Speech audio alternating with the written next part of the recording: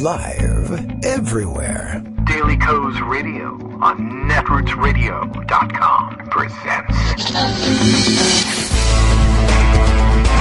David Waldman. Kagro in the Morning Show.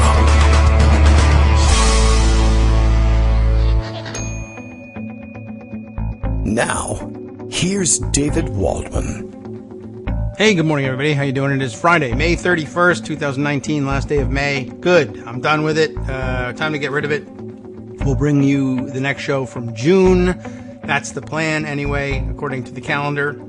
I haven't checked it lately, but I think that's still what comes next. But you never know. Up may be down, black may be white. Not 100% certain what next month is really going to be. Donald Trump could say it's something else. I'm a little dismayed this morning. What can I tell you? We always are. But it's another small, I guess, factor in all of this. It's just, he's crazy and it sucks. And it's really awful to have an insane idiot as a president, a delusional one at that. I guess the latest thing is Trump has decided that Mexico will pay for the wall by having Americans pay for the wall.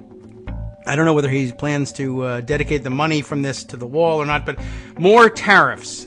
He's decided that the Chinese tariff thing has been a huge success because the opposite is actually true, but he wants that to be the case. As you all know, he is convinced that our increasing import duties on Chinese goods means that China is paying us billions of dollars and that that's a fantastic thing. And so I guess realizing what a success this was, he's decided to use the same tool with Mexico on the question of immigration. If Mexico doesn't stop people who are mostly not Mexicans from immigrating to the United States, and they won't because they probably can't, he will impose a 5% tariff on goods coming in from Mexico, which I don't think that they care about a whole lot. I suppose it's best for them if Mexican goods are as cheap as possible.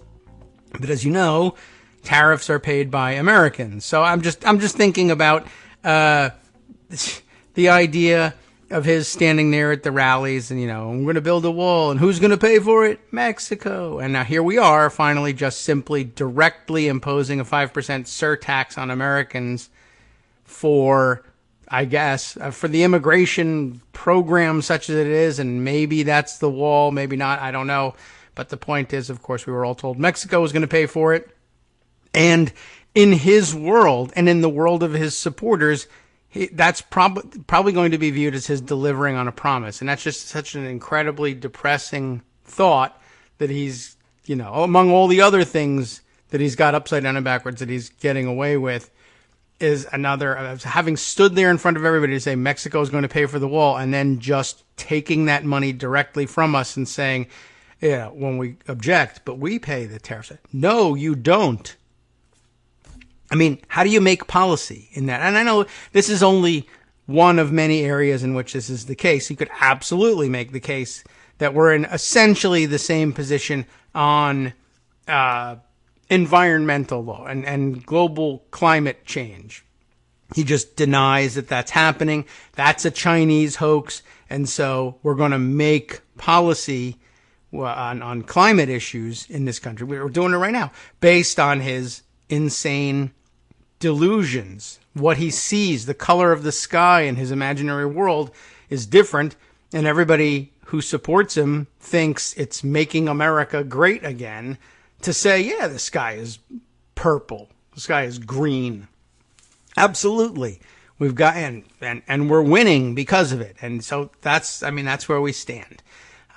Deny that climate change is happening and enact policy that will exacerbate it and say, it's not a bad thing. It's a good thing. We're making America great again.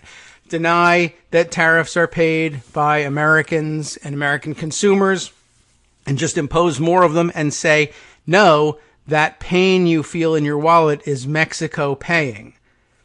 I mean, and how many other areas are we doing this in? I mean, early argument from this show, right? Obeying Putin's every command. taking orders from Vladimir Putin is getting along with Russia, which is a good thing, not a bad thing. It's a good thing. I mean, yeah, we're going to get along with Russia if we just do whatever they say. They're going to accept that as, I guess they'd accept that as valid diplomatic policy. Why not? What else could they possibly want from us? But I don't know. And if you're somehow in doubt about how that's happening, how that's being implemented, again, think back to yesterday's news that Israeli Prime Minister Netanyahu, who may or may not be prime minister anymore at the moment or in the next couple of weeks, that his great idea for how to settle the issues in the Middle East is to invite Russia to hop into the picture and tell the United States what we would like Israel to do. I mean, seems extraordinarily dangerous. But once again, I mean, if you're into political union with the Russians, then I guess that's fantastic. We've made America great again. And just say the opposite of whatever's going on. Taking orders from Putin is making Russia our friend, and it kind of is, at the expense of an American identity, but, whatever. People do that about with their friends, I guess. It's an illness, and they should probably seek psychiatric help for it. And in this case, we're all going down with the ship, but, it's an approach. We can say that. Probably not as much can be said for the idea that paying extra tariffs, a direct surtax on American consumers, is the same thing as Mexico paying for the wall, but what the hell. Just like the Mueller report exonerated him, the tariffs are coming from China and Mexico. Why not? Let's just continue on this way. All right. So there we are. Of course, we're still marveling about the USS John McCain situation, as Bill notes in his morning tweet, wherein he notes that Daily Kos Radio is now live by saying the exact opposite. That is to say that it's live now. You're ordered then to listen in as I order the Navy to throw a tarp over this week so we never have to look at it again. And that's not a bad idea. It occurred to me also just right before the show, I wonder what kind of trouble the Navy had to go through in order to get those orders taken care of. I am curious about that. And I wondered whether it occurred to him at any point that we should try the same approach with Donald Trump that he tries with the rest of it. Just simply tell him that that stuff isn't there. And we'll give him a reason. We could say, we left the USS. Why did you leave the USS John McCain in port? I gave explicit orders that I didn't give and said someone else should give instead to make sure that thing was out of my sight. And I didn't want to, by the way, banning all the sailors from the USS McCain from coming to his speech, which I don't know how many of them there were that really wanted to be there, but I assume somebody did.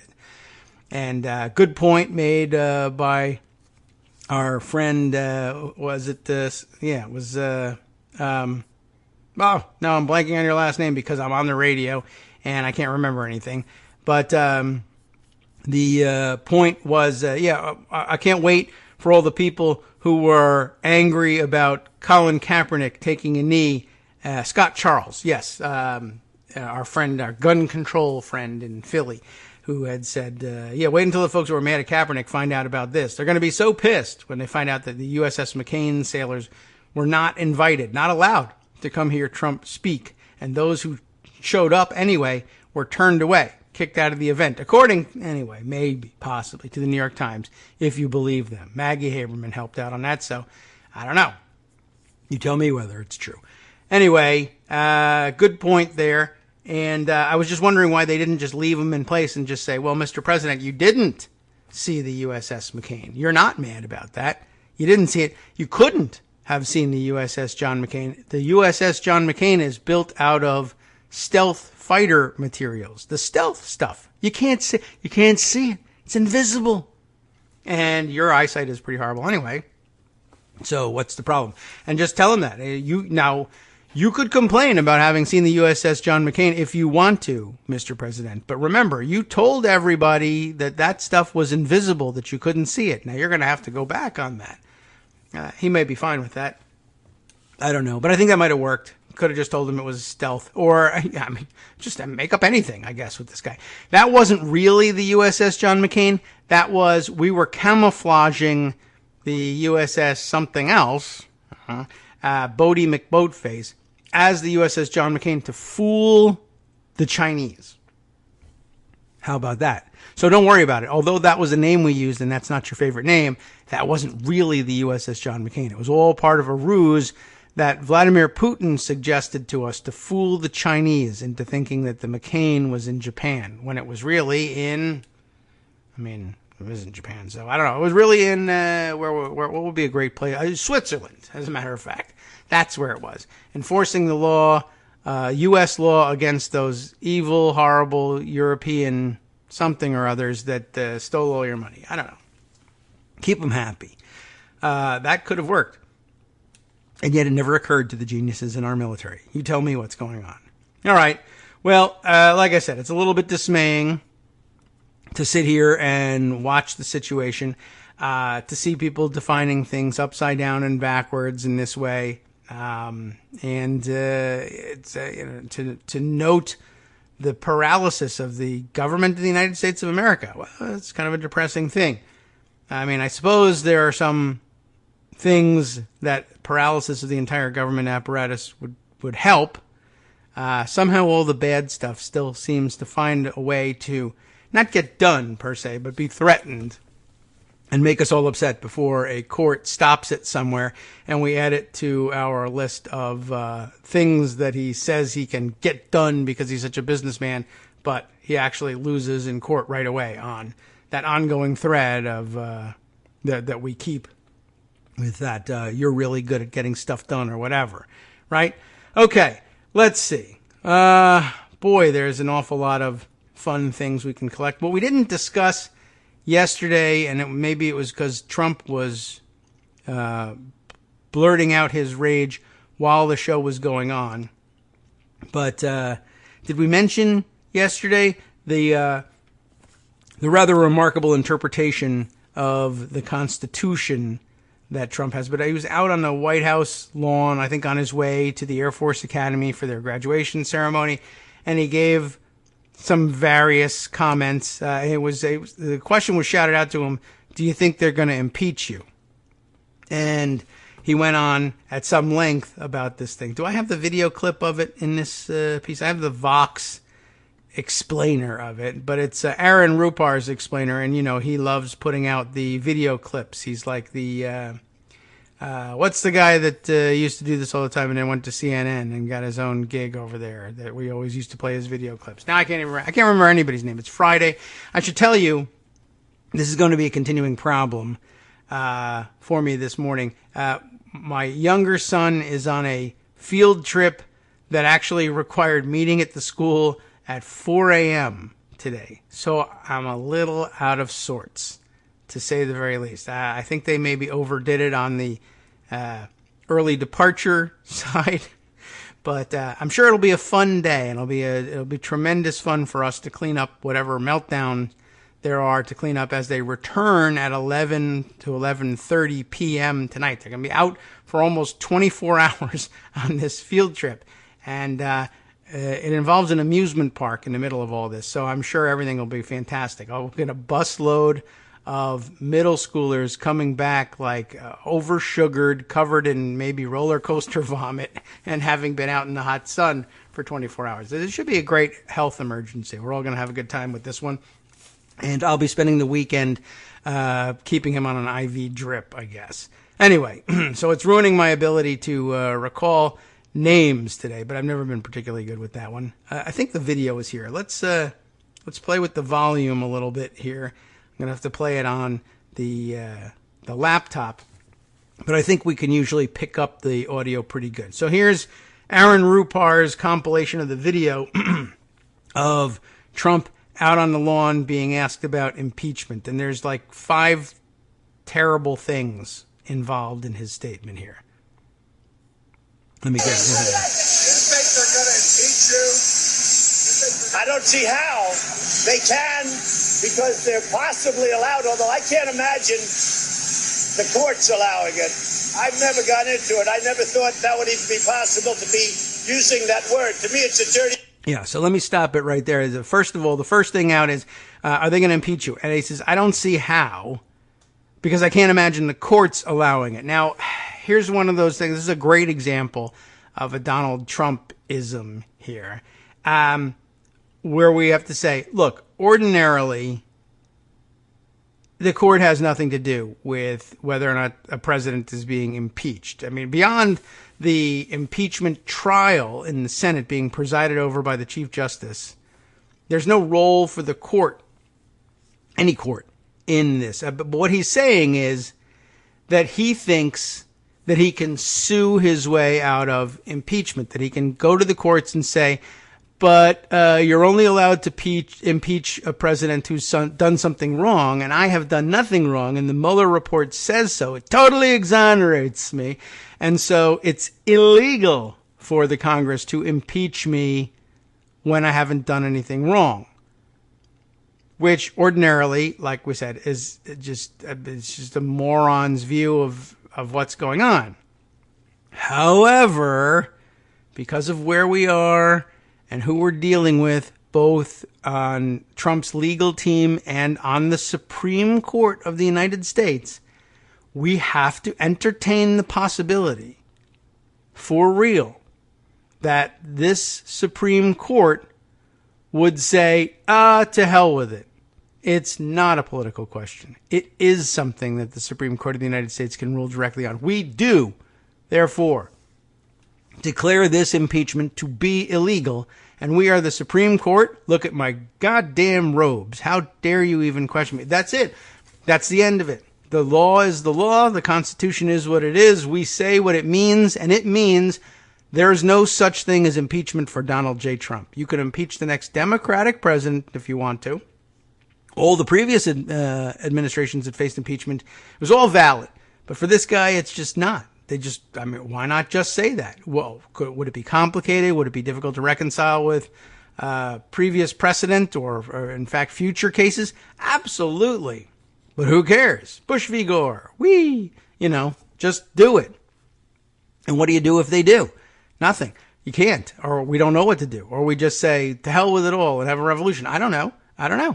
But it's just a great example of how when something like this comes up, here's why I don't do explainers. Why don't I join the team at Fox and do explainers? One, I don't want to. Two, they don't want me to. So that pretty much covers it. But, we do that sort of thing here from time to time. And I find myself every time now during the Trump era having to caution everybody, look, this is all just based on what the real law is. And we're not operating under that anymore. Under normal circumstances, the answer is absolutely, positively not. The courts say, no, this is absolutely your deal. Congress does what it does. We have nothing to say about it. No such thing as declaring an impeachment illegal. If they made up the charges, we would still let them do it. That's just the way it is. I mean, there should ordinarily be a political price to pay for that. Maybe there is, maybe there isn't. But, we're going to find out in reverse. They're going to have real charges and they're just going to make up an acquittal and then just say, well, we'll see what the voters have to say about that. That's the presumed outcome, at least at this point, of an impeachment trial. And while we all hold out hope that laying out the evidence before the American people will change minds and some Senate Republicans will just be too embarrassed to carry this water for the president, or he may become a political liability, so they're not interested in doing it. Yeah, all possible, but at the same time, they're all sitting still for the idea that China is paying the tariffs, and so will Mexico, and that is 180 degrees out of sync with Republican catechism. But they're doing it anyway, so what else will they do, to acquit the president if they think that's going to work for them? So I don't know. I can't imagine the courts allowing it. You know what? Maybe. And it bothers me so much that there's a way in which you have to say, well, in some sense, maybe Trump is right here, or that's how it would be presented in the regular news media. And some experts believe Trump is right. No experts believe Trump is right. They're simply paid to say Trump could be right, and they recognize that in this atmosphere and with the Supreme Court, to hell with everything. They might just rule in his favor, and then he will be right, and everything you thought you knew about the Constitution will be wrong. This was something, we've warned about for a long time. It didn't really necessarily have anything to do with Donald Trump. That, the truth at bottom is that a 5-member majority of the Supreme Court, so long as the Supreme Court remains at 9 members anyway, can simply change everybody's Schoolhouse Rock-based understanding of how our government works at the drop of a hat. If they had hats they dropped them, that would work. Maybe that's why they don't give those guys hats. There's something else. They can change the garb at the Supreme Court. You remember Rehnquist added, out of nowhere, gold stripes to his robe, and Roberts, to his credit, has not bothered to do the same. But he put it on there as though that was like a constitutional thing. Of course you have gold stripes on my robe. Well, maybe we should go back to wigs, or if not wigs, hats, so that they can drop them. And at the drop of those hats, everything you thought you knew about this country and how it works is reversed. Well, instead, we've dropped this crazy, dead opossum toupee on our heads, and everything we thought we know about the Constitution is upside down and backwards. So then he goes on to talk about impeachment itself, which I thought this riff was just kind of funny. I mean, in a way, he just really literally ran out of things to say here. The word impeach. It's a dirty, filthy, disgusting word, and it had nothing to do with me. So I don't think so, because there was no crime. It's hot. Yes. So before we get into the next segment, yeah. So that's just him saying, I don't want to be impeached. I think being impeached would be a bad thing. And so the word is a dirty, filthy, disgusting word. So, I don't know. What else is disgusting to him? Certainly not where he grabs people. Apparently not a disgusting word. But oh my God, Hillary Clinton went to the bathroom. So disgusting. So dirty, filthy, disgusting word, blah, blah, blah. That was just a bridge to get to the next reason that he thinks he can't be impeached. And this one was the whopper, I think. Crime, it's high crimes and, not with or. It's high crimes and misdemeanors. So, of course, the standard under which the Constitution declares that a president or other officer can be impeached is, as he says, high crimes and misdemeanors. He's got a little vocal fry going on as he screams over the whir of the helicopter. High crimes and misdemeanors, not with or. So he's now saying, in other words, a president like him, obviously guilty of, let's say, 10,000 high crimes, is still not legally impeachable. The Supreme Court would absolutely block his impeachment because they have not proven any misdemeanors. He really believes that there has to be a showing of both high crimes and misdemeanors. And then, of course, if we showed that, he would say, no, it says high crimes and misdemeanors. It means high crimes and high misdemeanors. And they've only shown a low misdemeanor. I don't know what he would come up with. But like I said, this is a guy who was 1 second away from insisting that he can't be indicted so long as he is seated in a chair and is therefore a sitting president, as the guy who did the cartoon that Greg shared with me, and not you, because it's a cartoon, and this is radio, but I guess he finally stole that joke from me, and although it's pretty obvious that it was coming. So what else? He's got another half a minute of complaints here. What else did he say? There was no high crime and there was no misdemeanor. So how do you impeach based on that? And it came out that there was nothing to do with Russia. The whole thing is a scam. It's a giant presidential harassment. And honestly, I hope it goes down as one of my greatest achievements. Because probably will, because you don't have corruption. I've exposed corruption like nobody knew existed. Yeah, so that's his excuse for all of this. And the reason he's in trouble, what looks like trouble to us from the Mueller report, which totally exonerated him, is that he's, in fact, exposed corruption. And these are the last throes of the deep state defending itself from the exposure of his corruption. And as a matter of fact, what does it look like to expose the corruption of the deep state?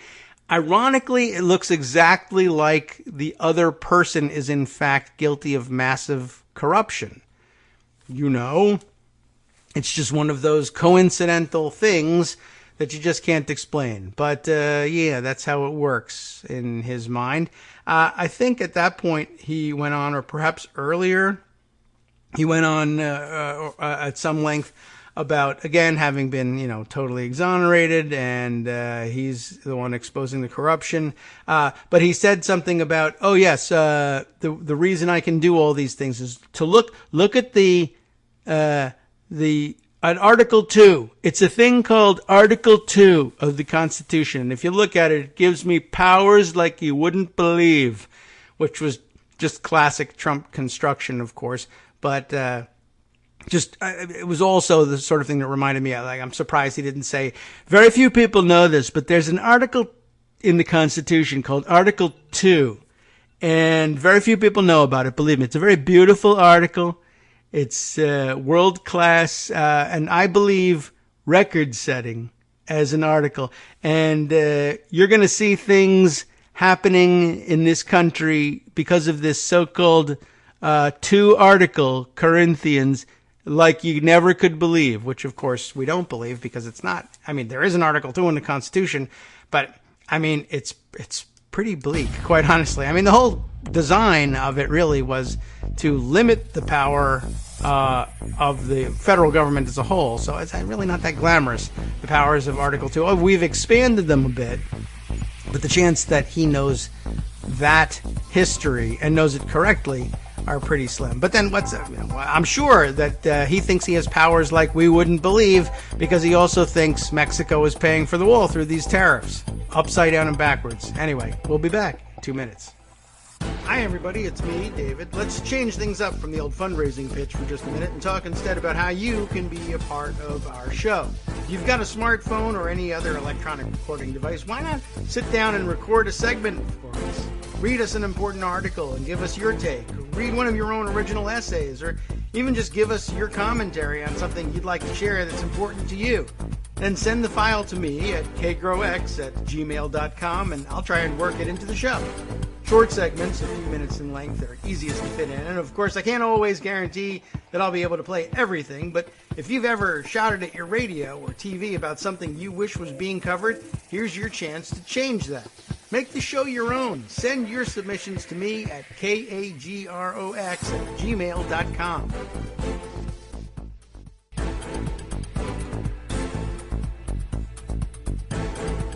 Welcome back now to the Kagro in the Morning Show here on Netroots Radio. Man, where do you go from there? I don't know. Lots that we can bring up, though. And, let's see. Where can we take this from here? I'm just sort of trying to construct a roadmap here, but I'm not certain one can really be built out of the various nonsense we have in store. Here's an interesting thing that we have not paid any attention to so far, but also caused an uproar earlier this week. Let me see. Can we get through this thing? Yeah, it doesn't look to be all that long. Piece from the Atlantic, and they can run on. Clarence Thomas this week, and I think Joan made mention of this, but we really didn't linger over it. Clarence Thomas, at some point this week during a ruling on Indiana's abortion law. In fact, it's explained right here in Tuesday's ruling on Indiana's abortion law. Why don't I introduce the piece? Clarence Thomas knows nothing of my work, writes Adam Cohen, the author, as it notes here, of Imbeciles. That sounds like an excellent work. I'd like to read about that. I might even be I'll check the index. And Nothing to Fear, which I can't imagine being included in that one. Clarence Thomas knows nothing of my work. The justice used my work to tie abortion to eugenics, but his rendition of the history is incorrect. Sounds like another one of those right-wing fantasies, once again being pronounced from the bench. Scalia having kicked the bucket. He's not here to do his broccoli thing about healthcare. So the other stupid trope that doesn't make any sense, abortion as eugenics, Clarence Thomas is going to carry the water for that one. But guess what? It didn't work out. In Tuesday's ruling on Indiana's abortion law, Justice, really, Clarence Thomas took the national debate over the right to choose to a dark new place, eugenics. His 20-page concurring opinion, apparently all wrong, included an extensive discussion of the eugenics movement of the early 20th century. Thomas argued that as the justices consider abortion going forward, they should pay more attention to its potential to become a, quote, tool of eugenic manipulation, unquote. In making his argument, Thomas cited my book, Imbeciles, the Supreme Court. Really, that's unfair reading because that's not the entire title. And it has a totally different meaning when you read the entire title. But if you stop there, that is a book. I would read the hell out of that book. Imbeciles, the Supreme Court, comma, American Eugenics, comma, and the Sterilization of Carrie Buck. Wow. Okay, so Thomas cited this book repeatedly. He also cited an article that our author here wrote about Harvard's ties to eugenics. And there's like a legitimate history here. I mean, not that eugenics was legitimate, but that this legitimately happened in history. That was the point of this. It wasn't just a book like the one I'm writing, Imbeciles, the Supreme Court, period. That's the name of my book. All right, so he cites this book in the articles. He goes on to say, I don't want to appear ungrateful. It's an honor to be relied on by the highest court in the land, and these days, nonfiction authors appreciate just being read at all. But Thomas used the history of eugenics misleadingly, surprise, and in ways that could dangerously distort the debate over abortion. Yes. Let's see. So, where were we here? Continuing on. I got to flip the screen here. Thomas's opinion came as an addendum to a decision that sidestepped the most difficult issues raised by the Indiana law. And why not sidestep them? That's what the Supreme Court is there for. They actually love sidestepping things if they can. Although the court upheld Indiana's requirement that abortion providers bury or cremate fetal remains, it refused to reinstate another part of the law that banned abortion solely because of the sex or disability of the fetus. Okay. The New York Times reported that the decision was, quote, an apparent compromise, unquote, because the New York Times would say that. It says a lot about where abortion law is today, that upholding a law requiring a woman to allow her aborted fetus to be given the funerary rights of a dead child, and possibly to pay a hefty bill for it, now counts as a compromise. And lots of controversy swirling in the online world today, as I saw actually published yesterday under the 538 banner. Somebody's piece, and I don't know whose. I didn't read it. Probably won't, but maybe now I guess I'm hinting that we're going to have to go and take a look at it. Opinion piece saying, to win votes, Democrats should compromise on abortion. Like, that's been working great for a really long time. Where you been? Okay. Anyway, Thomas did not object to the court's ruling, but he offered up his lengthy treatise on eugenics to help the court when it considers more laws like Indiana's in the future. His motivation was apparently to put a new weapon in the arsenal of the anti-abortion movement. It really isn't one, but okay. If you do not buy the argument that abortion ends human life, well, how about the idea that it is an attempt to restrict reproduction in order to, quote, improve the human race? I'm sure that's on everybody's mind. All the people who are getting abortions are like, well, it's really for the good of the human race here. I'm not so much me. I'm not interested in the impact of bearing a child on me. It's for the good of the world. You see, this is what everybody is considering, I'm sure. Thomas relied on a kind of historical guilt by association. And I quote here, the foundations for legalizing abortion in America were laid during the early 20th century birth control movement, he wrote. Of course, abortion long predates the early 20th century birth control movement, but what the hell, right? Let's just continue on. It's not like we're a high tribunal or anything.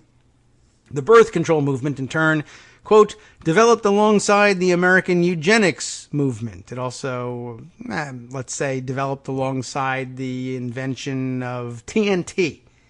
But, you know, we don't use it as a weapon of war or in mining or demolition. It just happened at the same time. You know, steamboat and, you know, the French Revolution. Both the same. What the hell? We should have just said, let them eat cake. Well, fine. Here's a steamboat. What do you think of that, King? Well, it happened at the same time. And that's all that he's saying here. Anyway, the birth control movement in turn developed alongside the American eugenics movement. Therefore, he suggested, abortion is inseparable from America's history of eugenics. In supporting his claim, Thomas cited real history that is not particularly relevant to abortion. It is true, as Thomas said, that Margaret Sanger, the founder of Planned Parenthood, supported eugenics and that she had some pretty offensive views. Anyone who doubts that should read what Sanger had to say about, quote, slum mothers in her book, The Pivot of Civilization. It is also true that Congress passed the Immigration Act of 1924. That's a real fact. Which sharply diminished immigration from Eastern European Jews and Italians, in part, out of a desire to enforce radical, quote, racial purity. It was also radical, but racial purity. And I had my cursor over the word racial because I cursed the word racial. All right, anyway, and Thomas is correct that the Supreme Court played a lamentable role in the eugenics era with its 1927 ruling in Buck versus Bell, the subject of my book. The court upheld a Virginia law, thanks again, Virginia, that authorized the state to sterilize people it considered unworthy of reproducing. Though I can think of some good uses, it seems intrusive. And it allowed the state to sterilize Carrie Buck, the poor young woman at the center of the case. None of this was about abortion, however. The most prominent American eugenicist did not support abortion. As the intellectual leader of the movement, Harry Laughlin, the head of the infamous Eugenics Records Office on Long Island, as he put it, the goal of modern eugenics was, quote, preventing the procreation of defectives rather than destroying them before birth. In fact, at the height of the eugenics movement, abortion was outlawed throughout the United States, so it was not going to be the mechanism for changing the American gene pool. Conveniently dropped, I guess, by Thomas.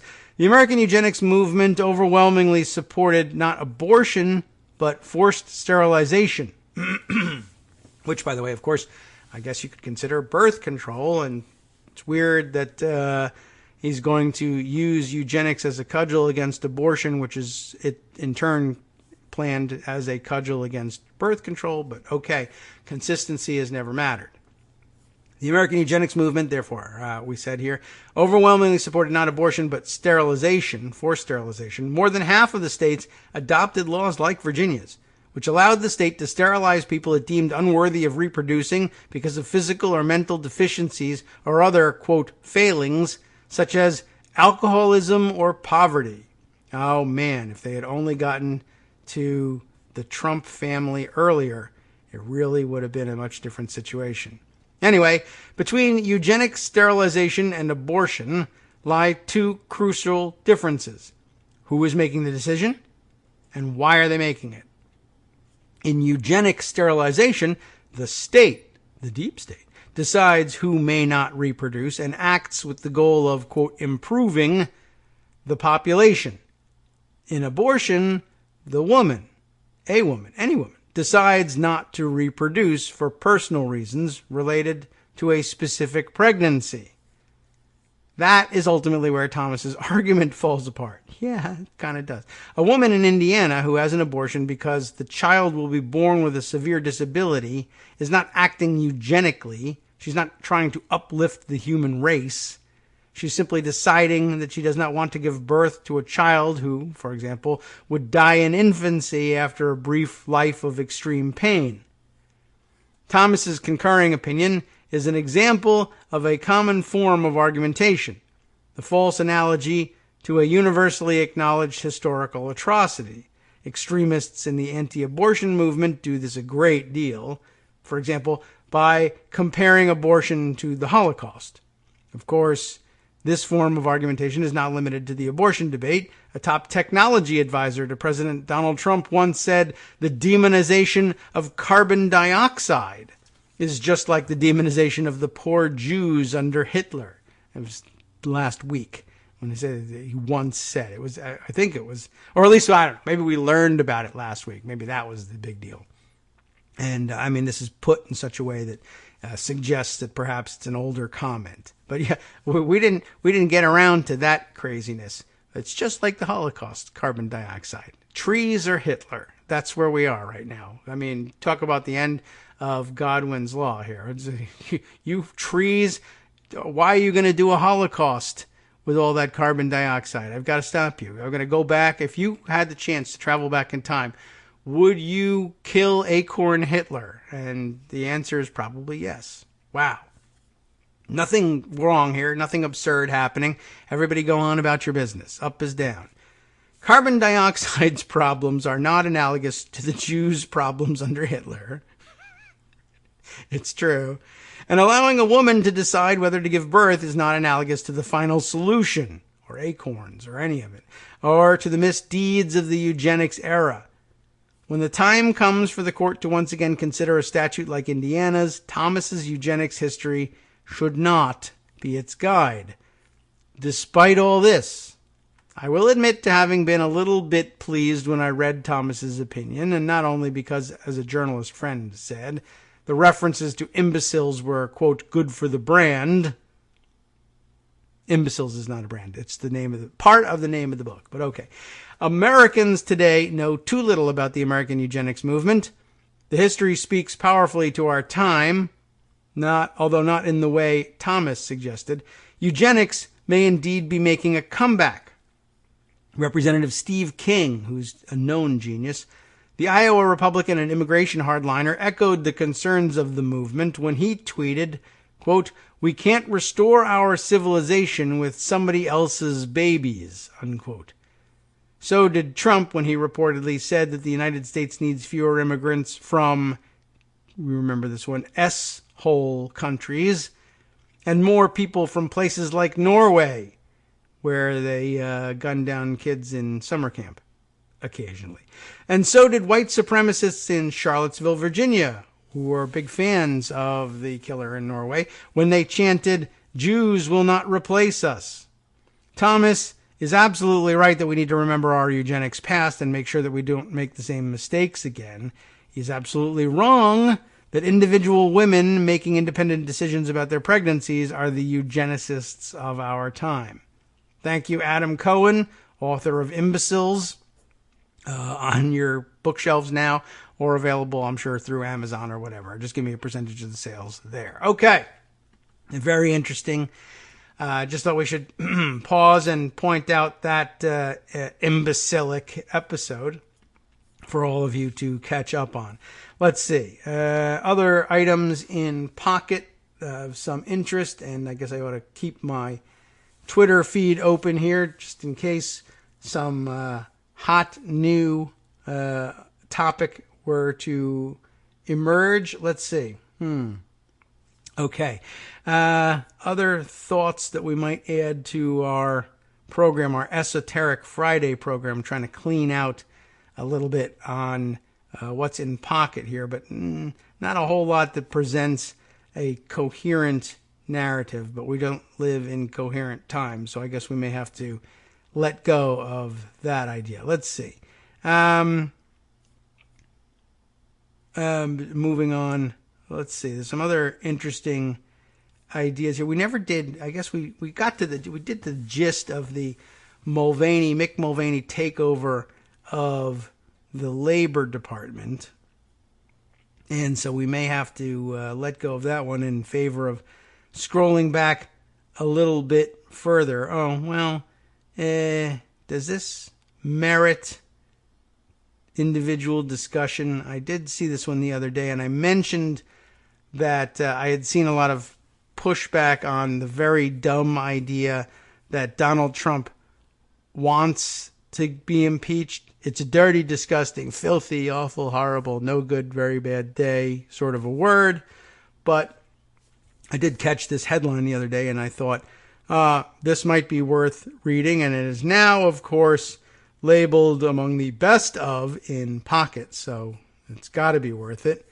This is a piece from where? From Deadspin, the concourse at Deadspin, Albert Borneco, having written this piece, "The big idiot president is not getting himself impeached on purpose." Come on. I like the title. This better be worth it. Donald Trump is not trying to get impeached. He does not want to be impeached, and he definitely does not have a sophisticated, dastardly plot to turn his impeachment into greater personal power or a strategy to create a more solidified and motivated political base.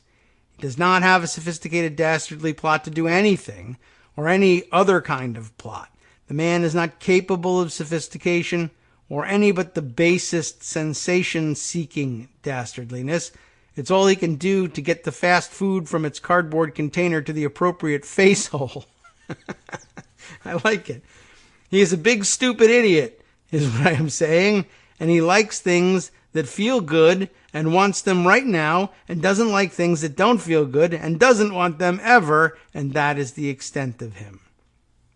Donald Trump has been portraying himself accurately as a degenerate, penny-ante dullard for his entire life. When he opens his mouth, when he talks about himself, "I am a degenerate, penny-ante dullard" is the only thing he can say. When he insists he is actually a tremendously smart man, he is in saying, "I am a degenerate, penny-ante dullard." When he says, "Buy these fabulous mail-order steaks," really, truly high-class steaks, many people, fabulous, we do love them, and you hear them saying, "Trump, big guys, tough," they're saying, "Trump, does he have the best steaks or what?" He is really saying, "I am a degenerate, penny-ante dullard." When he makes business decisions, tariff decisions, let's say, when he makes dinner orders, when he attempts to stand up as normal humans do, when he combs his hair, he has made of himself and of his life a monument to the smallness of his perspective and intellect and character, because he is a soft, breathless, foam-boned inheritance baby with a brain like a wet saltine cracker, because he's been crippled and made monstrous by money and endless permission, and therefore cannot conceive of there being any truth or morality beyond what he wants right now. He never knows that this is what he's doing, and also never will. That's exactly why it's the only thing he has ever done. None of this is part of some scheme. There is never a scheme. He is not sandbagging. He is not playing four-dimensional chess, or 11, which Armando tells me he coined the phrase 11-dimensional chess. How do you like that? Donald Trump is not capable of four-dimensional chess. Put Donald Trump in a thumb war against a department store mannequin, and he will be lucky to escape with a draw. He will call it a victory. What's infinitely depressing is how many of his nominal political opponents will believe him. The weirdest, saddest, and most unhelpful people, maybe in all the world, are boomer liberals, like the leadership of the Democratic Party, for example, who look upon Donald Trump's lifelong track record of failing at petty crook stuff, S-word here, but doing petty crook stuff and not only getting away with it, but in many cases declaring his failure a great success and then being rewarded with greater fame and stature in turn, and insist they are seeing the work of a mastermind rather than the tides of American life and culture carrying yet another born rich S for brains white a-hole past and above any and all demands and consequences.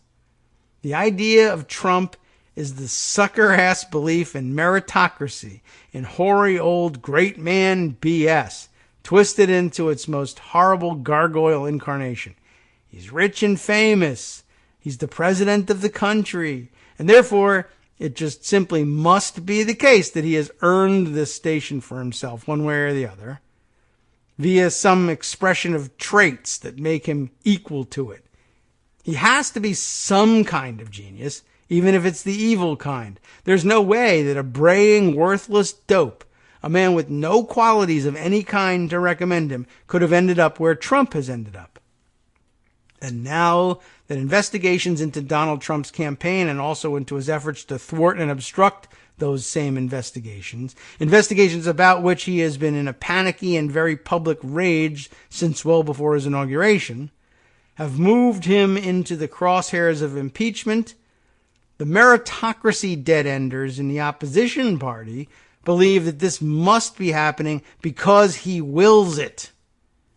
His almost comically brazen and plainly illegal attempts to silence, discredit, and outright threaten the people doing and or cooperating with the investigation must reflect some active and strategic desire to be impeached. He must be laying a trap. If Congress impeaches him, he will not be mad. He will actually be laughing. The alternative is that the very obviously, hopelessly dim-witted, lifelong failure currently sitting atop a pile of inherited and or pilfered cash in the most powerful office on earth is precisely as stupid and balloon-handed and incompetent as he has spent his entire adult life proving himself to be. America just doesn't work like that. That is not how this works! Yeah, good. I have another sound effect that's ready for that one. That's the thing being fought over, ultimately. The question of whether to impeach Donald Trump is, among other things, the question of how to defeat him. The question of how to defeat him is, among other things, the question of what he really is in the first place. Is he just Donald Trump, the illiterate, racist sex clown? I love that one. Or is he the Republican Party? Or is he the deeper and more fundamental articles of American life and history? That, in turn, is the question of what kind of society this really is. Is it one in which vast material inequalities are mere flukes of circumstance? Or is that situation just allocation of reward? Or is it the residue of systemic theft by a class of cruel moral dwarves? Or what? Which is to say, when you credit Donald Trump in the absence of absolutely any evidence with possessing the, oh my goodness, Mephistophelian, now I got that right, cunning to bring about his own impeachment deliberately for the purpose of bringing to fruition some long simmering plot to consolidate his political support, you are finally saying that you agree with him. Not just on the baseless claim that he's actually in possession of one whole adult brain, but on his broader infantile idea of what kind of place this country is. He believes that he deserves what he has because he has it. And his every decision flows from that belief. He believes that being rich and famous alone is proof that he should be rich and famous. To see him as he sees himself, as a sinister mastermind, and treat him as he believes he should be treated, is to agree with him on all that. More than that, it's believing in a world where Donald Trump surely must be 3 steps ahead of his opposition, precisely because he's richer and more powerful and more famous than them. It's believing that because he got elected president, even though other smart and rich people were trying to defeat him, he therefore must be the very best at all of this, better at it, surely, than the people who want to defeat him. In which case, sure, oppose impeaching him. Why wouldn't you want him to be president anyway? And that's the end. And that's an interesting point.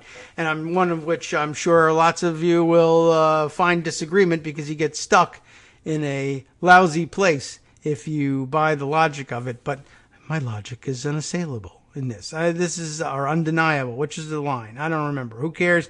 The point is that it's a good point. At some level, it's possible to argue you must be in agreement with him. You're taking the same approach. Now, most people will say it's not my belief. It's just a nod to practicality. That's the way things work in this country, et cetera, et cetera. And I understand that dodge, and I'll give you that if I like you to begin with. But this is a good point. It's all arguable that you are submitting yourself to the worldview he dictates if you give him the benefit of the doubt in this and claim that at bottom he is the mastermind of something so complex.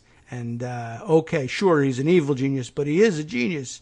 No, he may just be a bumbling idiot and just happens to have been elected president of a country full of bumbling idiots and a relative minority of people who can actually see what's going on here.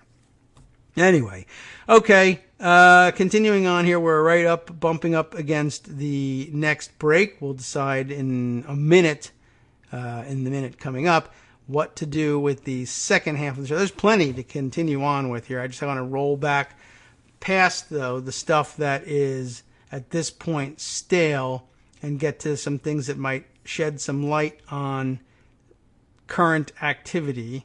And it's not that easy to do on the fly. Anyway, I've got that. What have we here? Oh, yes, Michael Musson sent us this particular nugget, little factoid. In 1967, Colorado, I've been hearing a lot about Colorado lately, Colorado was the first state to amend its law to liberalize abortion. Well, okay, I'll take it. Congratulations. Colorado in considerably better shape these days. That may be a direction we want to go to, too. I mentioned to you the other day in reading that article about what states with Democratic and or Republican trifectas in charge of their state governments were doing with that newfound power. Colorado figured prominently in that article, and I told you that our irreverent testimony friends had put together, in addition to their views on the aftermath and reaction to the school shooting there, a recap of what the state legislature and governor had done with the trifecta power. And I don't know, I've whittled it down to 10 minutes or 12 minutes or something like that. It takes up quite a while, so I'm a little bit reluctant to roll it, but maybe Friday is a good day for that. We'll see where we come back after this 1 minute break. That would be an excellent time to roll it. Maybe we'll just say we'll do it. Can I commit? I don't know. I hate commitment. Oh.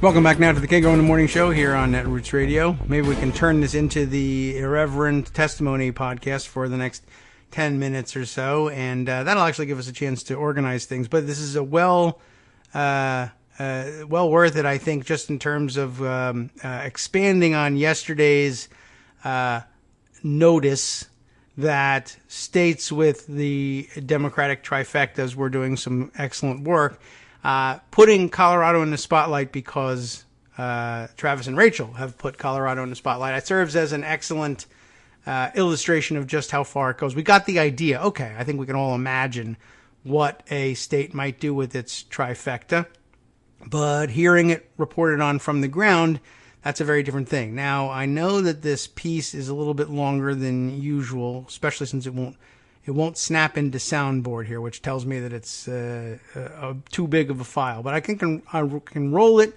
through iTunes. Better get started now, and then that way we can be guaranteed getting through it and not having to worry about a commercial break interrupting. So just a brief reminder. This was sent to me all as one file now going on a couple weeks ago. We played the initial 10-15 minutes about the Highlands Ranch school shooting and more particularly the reaction of students to the vigils held immediately afterwards and the appearance at those vigils of Democratic politicians who wanted to use it as a launching pad for gun safety policy legislation, which in some settings immediately following a shooting would be acceptable and in others would simply not be. And this was, I guess, one of the ones in which it would not be. You remember all of that. But there was another 10 minutes or so on the trifecta and then a final 5 minutes on what had happened municipally in Denver in the latest round of elections there. That I've separated out and saved for another day, but let's get started on the Colorado trifecta. I think I'm going to have to see how this functions in iTunes here, which I think we do have open. Let's see if it rolls. There we are. All right, hold on a second. It seems to me that by checking all of my meters here, that this is just simply not going out. And so now I got to find my way back to iTunes here. Oh, it's not. I see. Okay. Well, this is going to take a little while because I have to find it on the desktop now. I had to close all of my applications or minimize them in order to get all these things out of the way. Okay. And now, oh my goodness, it's just buried. Okay. So can I stop this thing here? Yeah. Okay. I don't think that was going out. It didn't look like the meters were moving on the live feed here. So I'm thinking that maybe the way to do it, and this will also give me a second shot at setting this up. Remember, as I said, this all came to me as one large file. And so I pick up in the middle of the discussion without any sort of introduction. So let's say file. Maybe if I, can I open this up this way? Now I'm not certain that this is going to be quite as easy as I thought. But, yeah. All right. Well, give this one more shot. Otherwise, I'm going to have to arrange for this on offline at some point and try and figure out how best to engineer this if it won't snap into soundboard. That's too bad. All right. Well, let's see. You would think this would be an easier thing to do, and it just, well, it simply isn't. All right. Well, perhaps I can figure that one out during the next break instead. But, well, that would have been awful had I walked away. Yeah, all right. There's my notice from Scott. No sound on that one. Wonder if, maybe if I sort of right-click this thing, or the near equivalent. Maybe if I open it with iTunes off of this. Let's see if this works. As you might remember, Colorado has a Democrat. For the first time since World War II, I learned today, we not only hold both the House and the Senate, but we also hold every executive office in the state. Mm-hmm. And here are some highlights from some things that they passed. So the first one is about gun control. And what they call it is the Extreme Risk Protection Order, but it's sort of known locally as the Red Flag Bill. And basically it allows a judge to order that a person's guns be taken away if they're deemed a risk. Mm-hmm. It calls for sheriffs to get involved by taking these petitions to judges and saying, like, this person is a risk and we need to take their guns away. And also on the back side in terms of seizing their guns. Mm-hmm. As a result of this, there's going to be a whole bunch of legal battles, and there is already a recall effort for Rochelle Galinda and Jared Polis. Yeah, in light of the recent shooting, I don't know how much steam that's still going to have. I agree. If you might remember, we talked about how we've had a lot of struggle in Colorado with passing legislation about oil and gas. Oil and gas is one of the largest industries in Colorado. Mm-hmm. And there was a referendum on the ballot in 2018 that failed about how much space should be between, like, houses and schools and parks and rigging equipment, which failed. So they passed this thing that is complicated, but, like, as a basic, just very, very basic rundown. I'm going to quote from a 9 News article here. The importance of oil and gas production and public health will no longer be on equal ground. The environment, wildlife, and public health would take precedence over oil and gas production. Imagine that. Number 2, it just changes the makeup and mission of the Colorado Oil and Gas Conservation Commission. And it will change their thing to regulate oil and gas activities, because prior to that it said foster the development of oil and gas. Right.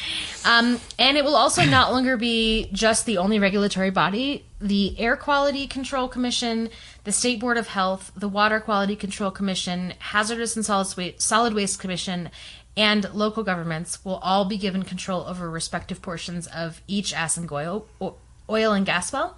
So there's going to be just a ton of regulation, or a ton of oversight, I would say. Mm-hmm. There's going to be tons of pushback from that. It's the largest lobbying industry in our state, and it's going to be complicated. This is one of my favorites. Comprehensive human sexuality education. Oh, boy. We already kind of did this in 2013. And so this doesn't change it a whole lot other than it There's a lot of language about consent. Consent. Yes. That's like the big addition. Now, what's interesting is all the things that the people that were against this and that lobbied against it were lobbying against were already addressed in the 2013 bill and are already currently law. And they lied and made up They did. a bunch of new stuff. They said, like, this is going to it's going to force teachers to talk about the sex lives show of gay kindergartners people. diagrams of gay sex Yes. and things like that. Which, yeah. like, A, no, that has nothing to do with this. B, LGBTQ sex education is already a requirement under the 2013 law and has nothing to do with talking about how gay sex works. Just acknowledges that LGBTQ kids exist and, like, that they have sex. This is really about consent. Yes. But anyway, that... But Weasley white guys in bow ties are out there yelling about they're going to teach your kid how to have gay sex and, like, do exhibitions in the classroom, like, you know, from a Monty Python movie or something. This one's kind of boring. It made national news, so I guess I'll talk about it. But remember that kid whose lemonade stand got shut down? Yeah. Now you can't do that anymore. Kids can have lemonade stands. Kids can have lemonade stands. It's a very fluffy bill that who cares? Yeah, it's got bipartisan support. Yay. It did. Yay for bipartisanship. This one is very near and dear to my heart. Sexual assault while in custody or detained. Yeah, and Republicans fought against this. This is fucking crazy. Okay, go ahead.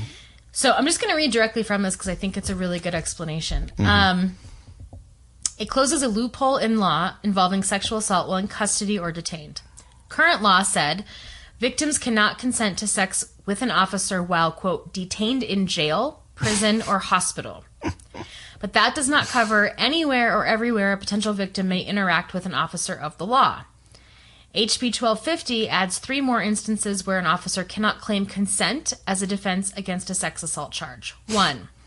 When the peace officer encounters the victim for the purpose of law enforcement or in the performance of the officer's duties. So let's say, for example, my house got broken into, which it did. An Officer Barefoot, which was literally his name, came to my house and investigated. If he raped me in my home, that would be fine. Well, because he would claim it was consensual, and then the only witness saying no is you. Yeah. And so that basically, would be fine. Yeah. That would be fine because I'm not in a jail, prison, or hospital. Yeah. Right? So basically this says when you're responding to a call and you're invited in, it can't be like a porno or something where all of a sudden there's, quote, consensual sex with the stranger you just met who'd just been traumatized. Right. Number 2, when the peace officer knows at the time of the unlawful sexual conduct that the victim is the subject of an investigation. So you can't be like interviewing witnesses or interviewing a suspect. And admit you did the murder. No? Okay, well, let's bang. Let's and then maybe I won't charge you. 3, when the peace officer makes any show of authority in connection with the unlawful sexual conduct. The other big change, get this, it would classify sexual assault by a police officer as a felony instead of a misdemeanor. It literally was a misdemeanor for a cop to rape someone. It was a misdemeanor. And Republicans fought this, but they lost. You'd think this one would have bipartisan support too. It basically does. There doesn't seem to be any like lobbying backlash, but it didn't win like with large bipartisan support. No. But there's no like lobbying efforts against it. Yeah, it's not like the Kochs were like, we have to protect the rapist cops. Right. Yeah. This one. Those were just regular Republicans. This one explains the bill I got yesterday. Oh. Out-of-network healthcare services. Its aim is to help curtail surprise medical bills, a problem facing many Coloradans that was highlighted by the 9 News Wants to Know investigation, Lean on Me. Including Rachel. So I got this bill yesterday for like $240. And I'm looking at it, and it's from a collection agency. And I'm like, what the fuck is this? So I turn it over, and it's from this visit to St. Anthony's Hospital in 2015. I was fully covered by my insurance. It was an in-network hospital. I went there for an emergency. I paid my copay. And I get this bill for $240 because one of the doctors that saw me was an out-of-network doctor working in my in-network hospital, and I have to pay him an additional fee for him seeing me, which no one told me. No one asked me, would you like to see an in-network doctor instead? No one said this is going to be an additional cost. They just send me a fucking bill. So this closes the loophole on that, which I think is super important. Hey, you're never going to guess which party fought against it. Oh, look at that. Also, I would like to note that this has been in the work in Colorado for years. Hey, even Trump is saying, hey, this is pretty bad. We should do something about this. 6-7 years, it's not made it out of now, whether him and Republicans in session. Washington actually will, I don't know. But even Trump got in on that this week and said, that's kind of fucked up.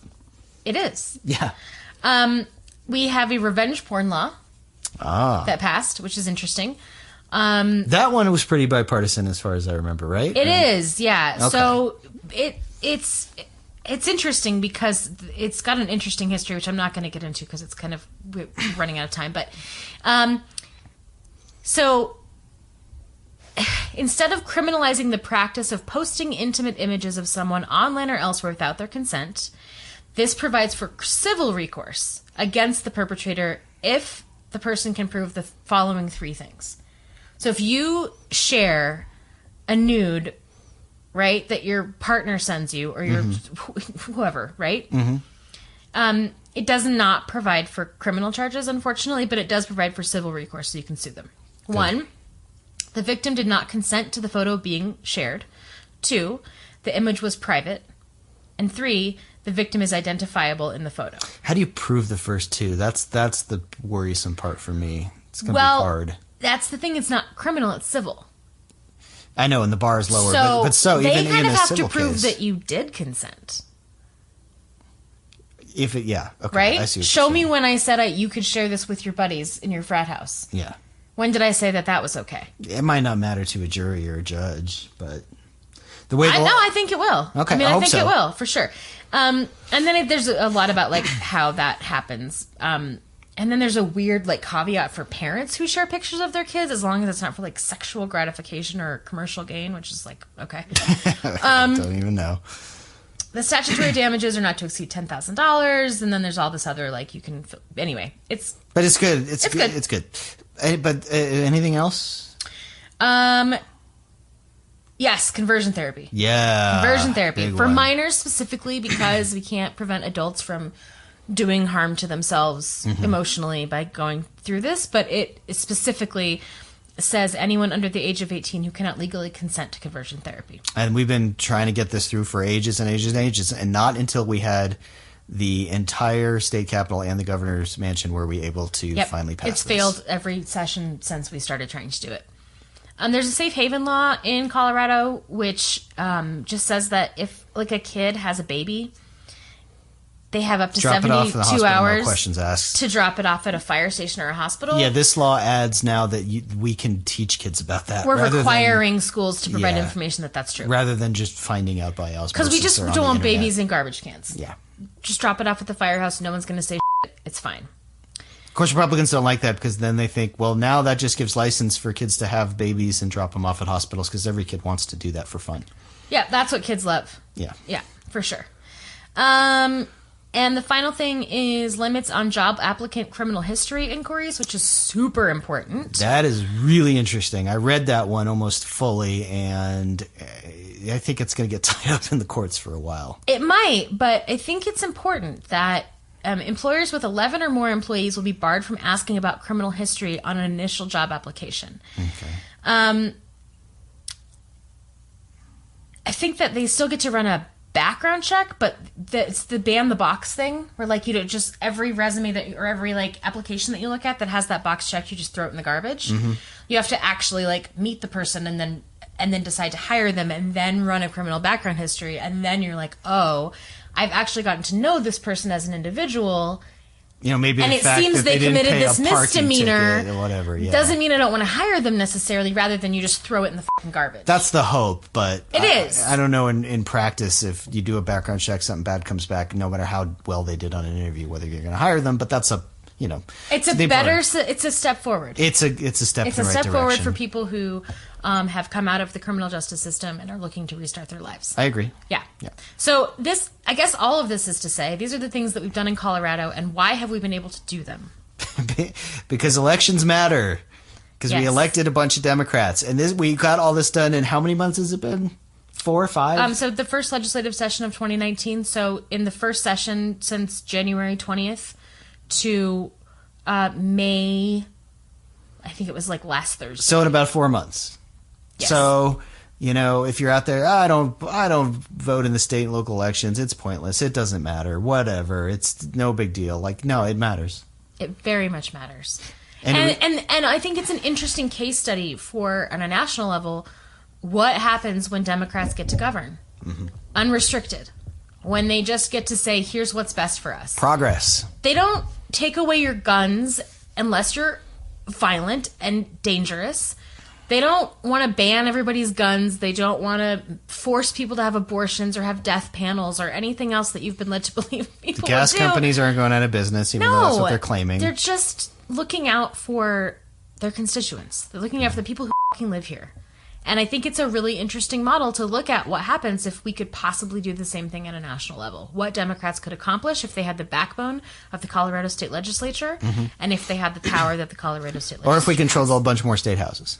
Yes. Yeah. I mean, yes. It's so important to vote in local and state elections. It literally is impacting my daily life. Yeah, well, much, much more in certain senses than the national election. Absolutely.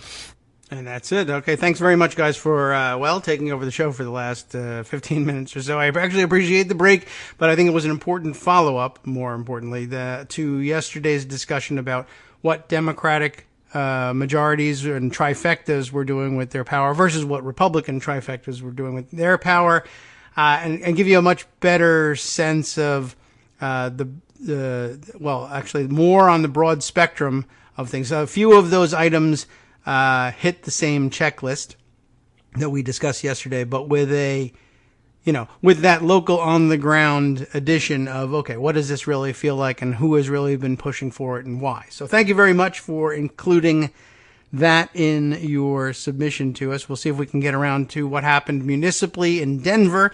Another opportunity for you to hear Rachel bleeped several times in just a few minutes span. Good fun and all. And nothing illegal about doing that. And there's no reason why we have to bleep it. I don't know. I'm old-fashioned that way. And maybe one day we'll be on broadcast radio where they can overregulate us and beat us up and fine us if that stuff happens. And then we won't be able to use all of those fantastic reruns that we have. And I don't know. It seems like a pipe dream, but whatever. It's actually fun to bleep things in a way. I think that's funny. And it makes it funnier in my view. Anyway, breaking news during our time away. It turns out that the courts, the Second Circuit Court of Appeals in this case, have agreed to fast track the appeal that Trump filed for over the subpoenas for his bank records. Right? Remember the other day that we won the great victory, and that's why we need to continue on this path, the litigation path rather than the impeachment path. And then I said, yeah, but we're not actually getting the records out of Deutsche Bank. And then we heard, oh no, some of the banks have turned over records. But then it turned out not to be Deutsche Bank, but some other banks, and maybe they're important too. Anyway, the court has agreed.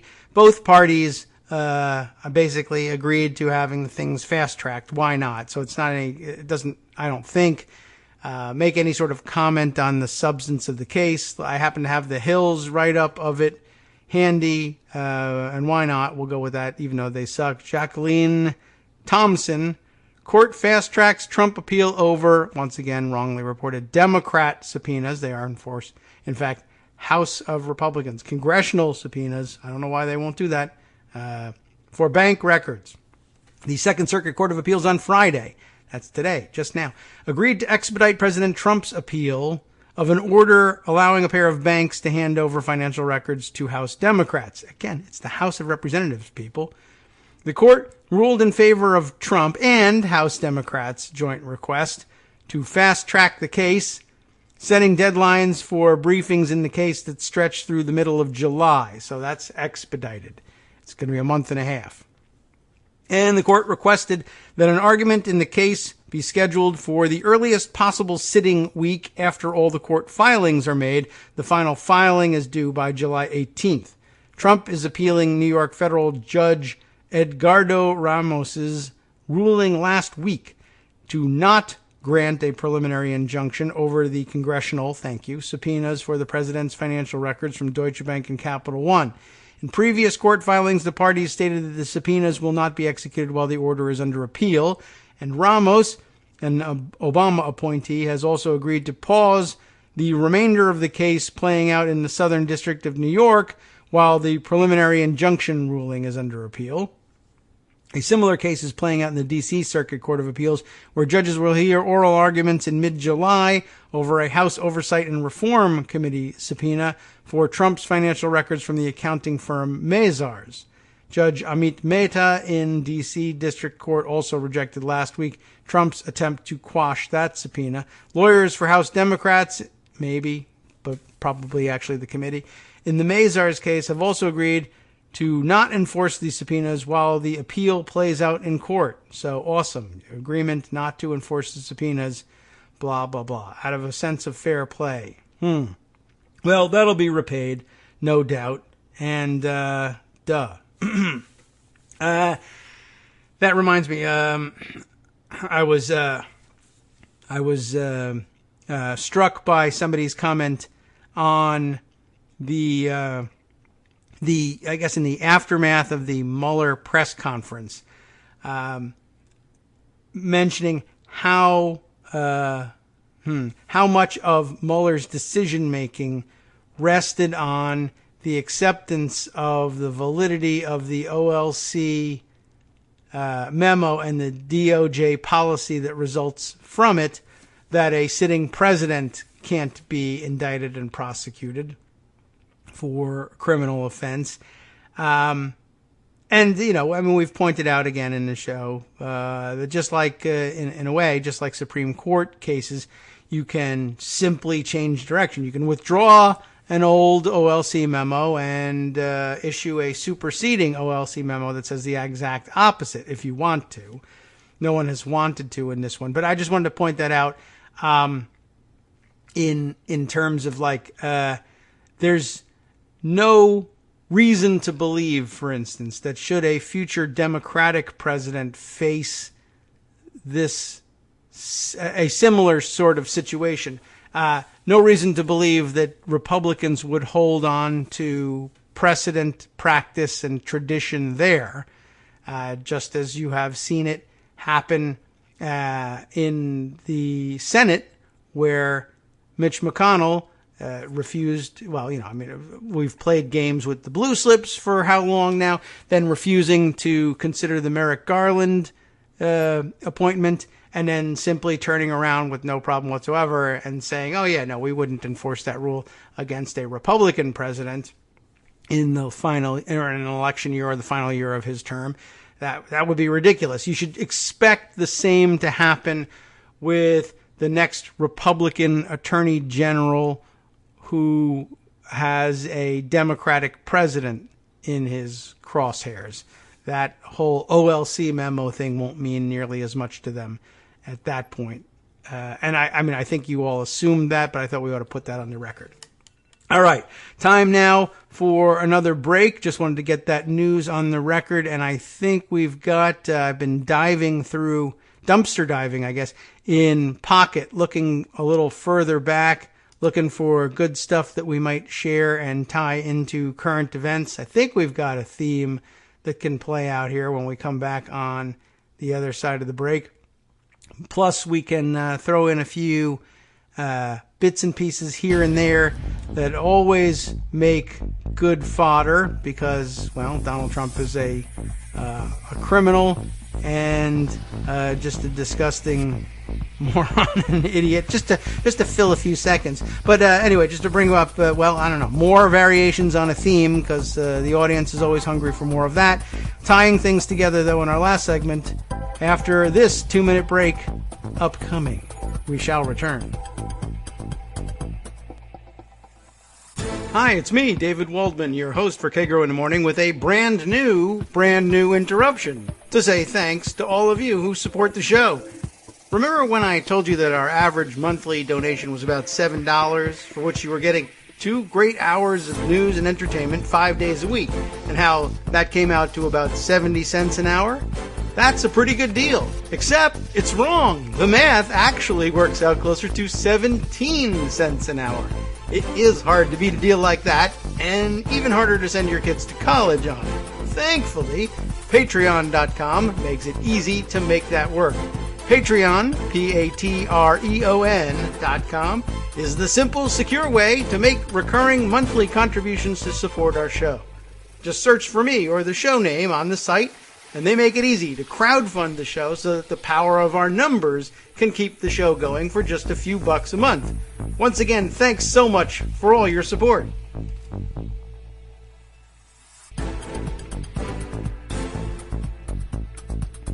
Welcome back now to the Kagro in the Morning Show here on Networks Radio. All right, so let's see what we've got here. A couple more items emerging just as we speak. And once again, the Hill pushes its way to the front of the line with their easily spotted tweets that include photos and therefore take up a lot more real estate in a tweet stream and catch the eye, along with their fun headlines. Trump defends tariffs. Mexico has taken advantage of the United States for decades, it is said here. He had a couple of, I guess, rage tweets while we were on the air this morning. And, well, I don't know. He's said a number of words about the tariffs. None of them make any sense. I guess we can share them with you just so you know exactly how little sense they make. He is supposedly defending his newly announced tariffs on Mexico, saying that the southern neighbor has taken advantage of the U.S. for decades. So we will just help them do it a little bit more by making us pay 5% more for their goods. I mean, it's what can you do? He's making policy based on a delusion, and nobody's willing to stop him. So let's see. On Friday, he both slammed Democrats, because why not, over the crisis at the border, which now is exacerbated, and said that Mexico makes a fortune off America. Mexico has taken advantage of the United States for decades, he tweeted, because of the Dems. Why? Our immigration laws are bad. Mexico makes a fortune from the U.S. Have for decades. That would be has, but he says have for decades. They can easily fix this problem. What's the problem? They're making a fortune. Time for them to finally do what must be done, which is to say, blah, blah, blah, blah. He said nothing. Do what must be done. What is that thing? We don't know. Trump, who cares? He tweeted on Thursday that he was going to put a 5% tariff on all Mexican imports. We know that that doesn't make any sense. This doesn't clarify anything. But Trump has said words. And because he's a defensive guy, it is taken to mean that this is a defense of the tariffs. It is not. It is simply another collection of words which has the word tariff in it. And that's kind of where we stand on that. Okay. Another item of news over the last 24 hours or so that we haven't mentioned, but is usually, I think, measures high enough on the what the hell is going on in the world meter that we ought to take note of it. I'll turn here for the news on it to Mark Sumner, writing at the Daily Kos front page here. Funny guy, Kim Jong-un. You know, he fell in love with Kim Jong-un, Donald Trump, right? Had the negotiators who worked with the U.S. executed. I'm sure you've heard the news by now, but shocking as it is, you must have heard it, but let's just, in case you didn't, I suppose we can't put a finer point on that than, I guess, to read Mark Sumner's summary of things. In the middle of a rant in which Donald Trump declared that Robert Mueller's team included, quote, the worst people in the world, Individual 1 had nothing but praise for North Korean dictator Kim Jong-un. He's got a great personality, said Trump. He's a funny guy. He's very smart. He's a great negotiator. He loves his people. Trump could not have said it any better because, as it turns out, well, I guess Trump couldn't say anything any better. There's nothing Trump can do to make anything better. But, as Mark writes it, because, as it turns out, following the last round of negotiations between Trump and Kim had his entire negotiating team executed. What a guy. I fell in love with him. As Bloomberg reports, those murdered seem to include Kim Hyok-chol, who was regarded as North Korea's top diplomat. So he would have been totally safe, right? No, executed. Sorry. He was just one of 5 men put to death. Others, including Kim Jong-un's former top aide, have been sentenced to a lifetime of hard labor. All of this because North Korea's leader refuses to accept any responsibility for the failure of the last round of talks. What a funny, smart guy. He really loves his people. To death. And if none of what the funny guy did strikes most people as all that hilarious, There are clearly some who still snickered at this brilliant expression of Kim's love for his people. For example, when Secretary of State Mike Pompeo was asked about rumors that the people he had dealt with had all been murdered, he had the super funny reply, quote, "It does appear that the next time we have serious conversations, that my counterpart will be someone else," said Pompeo. Thank you for clearing that up. But we don't know that for sure. Just as President Trump gets to decide who his negotiators will be, Chairman Kim will get to make his own decisions about who he asks to have these conversations by murdering them.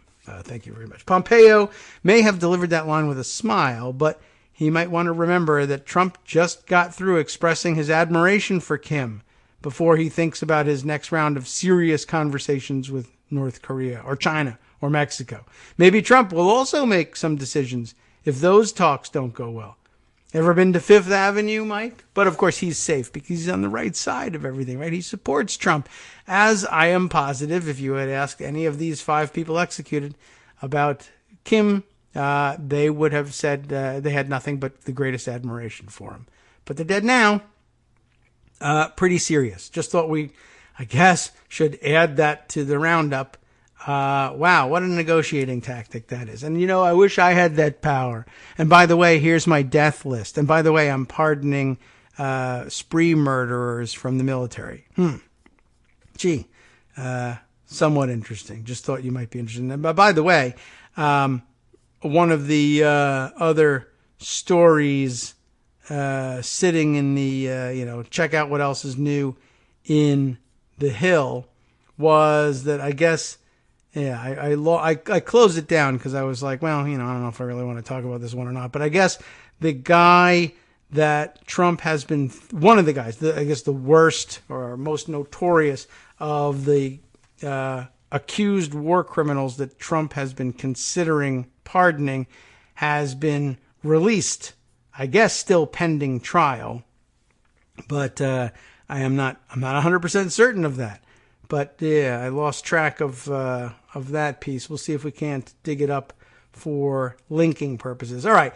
With the few minutes we have remaining here, though, I thought I would check in on a couple of the other stories that I thought might make a good addition to our Friday collection. I got to go back to Pocket and kind of scroll through and make some decisions on the fly. Some of these things are, clearly important, but I think they speak to things that we're all pretty clear on.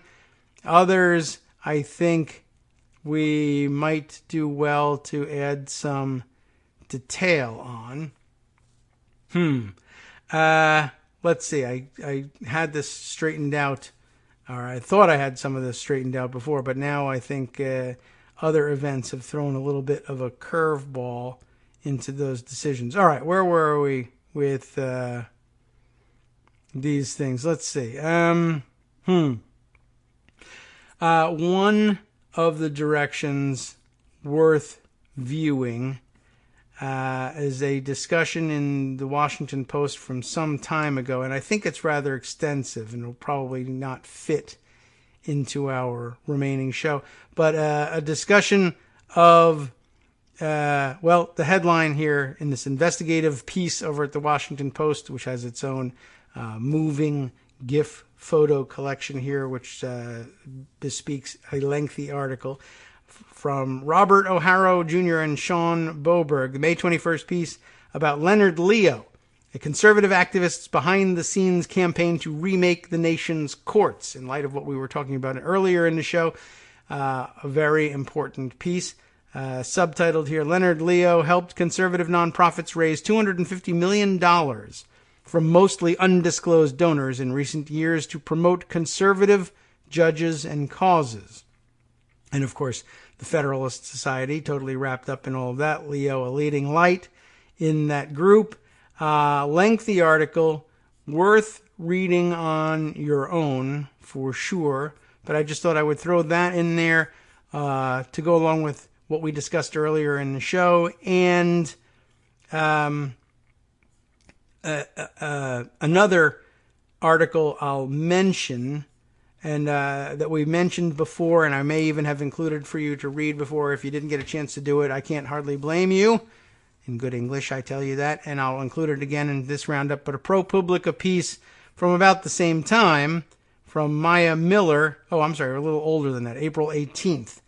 But just having mentioned $250 million raised by Leonard Leo, mostly from undisclosed donors for the purposes of packing the courts with people who will just say, oh, to hell with it.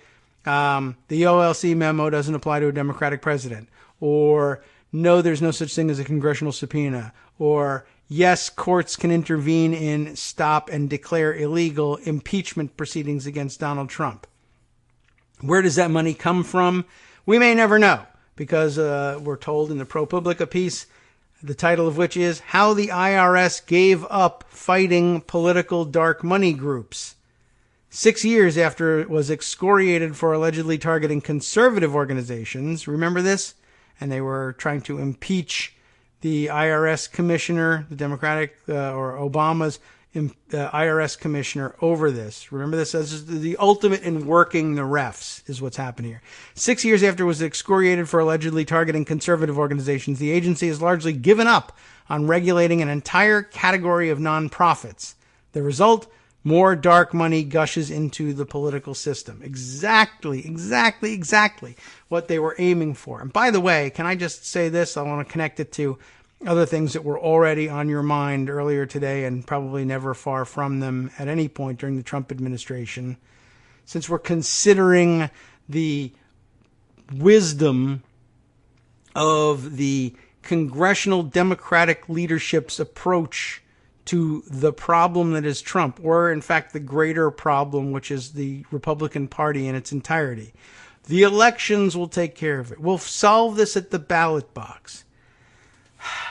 In addition to Russian cheating and all of this, we do have this enormous problem of having acorned the IRS, essentially, being told that they were the bad guys, caving in to the pressure, caving into the working of the refs, and now we have an IRS sitting there that just gave up looking at dark money, and they know that, and they were hoping for it, and they have used it to their advantage to do everything from, put Donald Trump in office, keep Donald Trump in office, keep Republicans to the extent that they can in office, and change the nature of the judiciary such that even if Democrats were to win later on, they could simply declare all of their winnings null and void from the bench.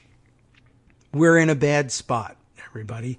It's not a good place to be. Do I have anything near the time it would take to read through this ProPublica piece on the air? Possibly. Let me just at least give you a taste of it, although I think really that subheader did it. In the past decade, people, companies, and unions have dispensed more than $1 billion in dark money, according to the Center for Responsive Politics. The very definition of that phrase, to many critics, epitomizes the problem of shadowy political influence. Shielded by the cloak of anonymity, typically wealthy interests are permitted to pass limitless pools of cash through nonprofits to benefit candidates or political initiatives without contributing directly to campaigns. Such spending is legal because of a massive loophole. Section 501c4 of the U.S. Tax Code allows organizations to make independent expenditures on politics while concealing their donors' names as long as politics isn't the organization's primary activity.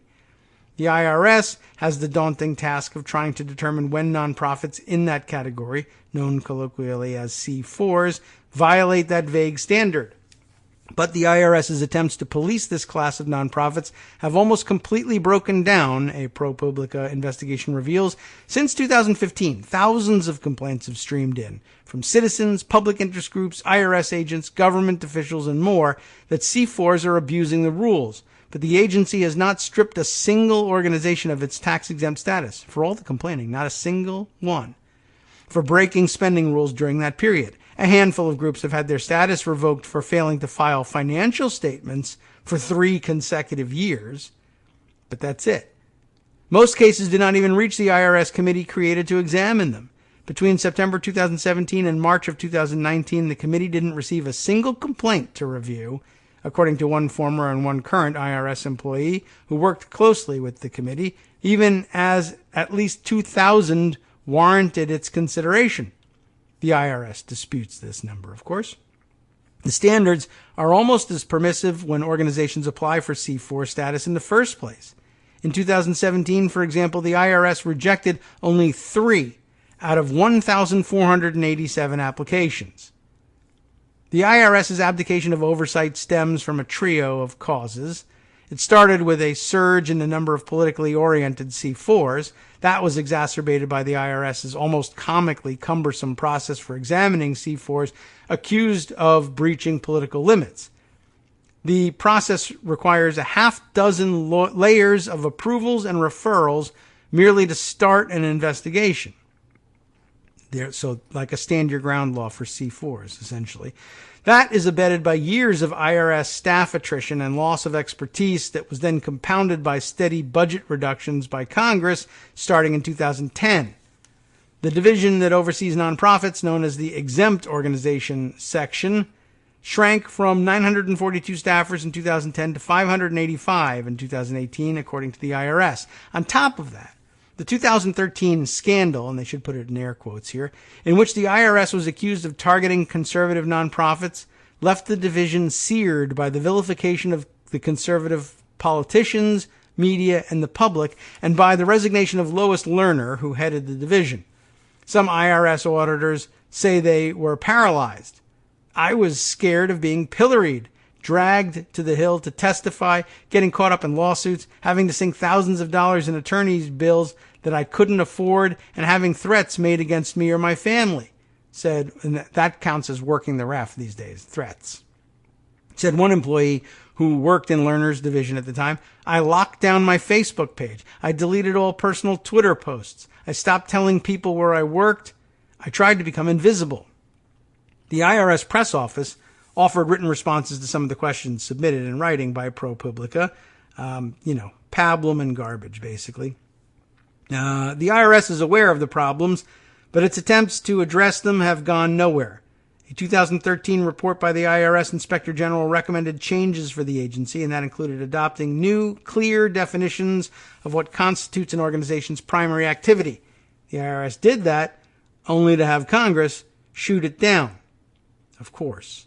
With the IRS ceding its oversight role, state authorities need to step in, said Jim Sheehan, chief of the Charities Bureau at the New York Attorney General's office, at an event on exempt organizations in February.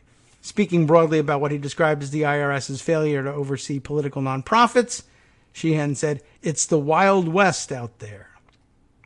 So that gives you some sense of the scope of the problem. There are some great specifics in here that are very alarming in their own right. But as I said, I wanted to sort of skip around and see if we can't weave some sort of a theme together on this. But, I mean, what can I tell you? There you have it. I want to add that to the pile of problems with the let's fix it at the ballot box approach. Republicans are never that passive about these things. Democrats apparently are. Don't impeach Trump, we'll fix it at the ballot box. Well, I mean, at this point, what makes you think that there's going to be anything approaching a fair election at this point? And I don't mean it in the hyperbolic sense that Trump's going to call off the election, although, again, put nothing past this guy. We have Russian interference ongoing, threatened again. The denial that it exists, also part of the working the ref strategy. The IRS refusing to enforce anything about dark money. Profiles of conservative individuals and unknown donors just throwing money, or a hand over fist, I guess, can you throw it that way, into the elections to influence their outcome. And should they manage to lose regardless, they are building a firewall against those losses for themselves to the extent that they can in the courts. It's really an amazing situation. And throw on top of that all of the gerrymandering issues, the electoral college issues, the growing imbalance in representative clout in the Senate, which is itself essentially gerrymandered in a way by state, and so that we're representing land mass more than population, and voters in certain deep red states having 7, 10, 15, 70 times the voting power that those of us living in the coasts have got. And the hope of fixing it at the ballot box seems just to be a little slimmer than you estimate it to be, I guess, at this particular moment. All right. I guess we could also throw in, I don't know, just to reiterate the point, certainly something you knew about or assumed was going on, but something I didn't read when it came out in, let's see, a week or two ago, May 20th, piece here from NBC News. Russian documents reveal desire to sow racial discord and violence in the U.S. Wondering if they're still meddling? Well, they are. The revelations come as U.S. intelligence agencies, which are terrible and you should never believe them, according to the president, have warned of probable Russian meddling in the 2020 elections. I know you knew it was coming, but just by way of proof, I offer you this link. Richard Engel, Kate Benyon Tinker, and Kenneth Werner on this piece, datelined London. Russians who were linked to interference in the 2016 U.S. election discussed ambitious plans to stoke unrest and even violence inside the U.S. as recently as 2018, according to documents reviewed by NBC News. The documents, communications between associates of Yevgeny Prigozhin, a Kremlin-linked oligarch indicted by special counsel Robert Mueller for previous influence operations against the U.S., laid out a new plot to manipulate and radicalize African Americans. The plans show that Prigozhin's circle has sought to exploit racial tensions well beyond Russia's social media and disinformation efforts tied to the 2016 election. They say misinformation. I made it disinformation instead. The documents were obtained through the Dossier Center, a London-based investigative project funded by Russian opposition figure Mikhail Khodorkovsky. NBC News has not independently verified the materials, but forensic analysis by the Dossier Center appeared to substantiate the communications. One document said that President Donald Trump's election had, quote, deepened conflicts in American society, and suggested that if successful, the influence project would undermine the country's territorial integrity and military and economic potential.